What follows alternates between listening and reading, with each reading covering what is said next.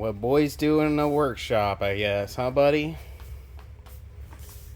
It's definitely a lot of help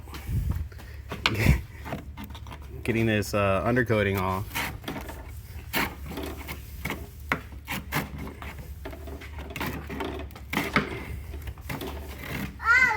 We're going to be putting frame rail caps over this, so I'm going to be removing this deadening so we have a little bit better fit, and we're not welding onto this stuff.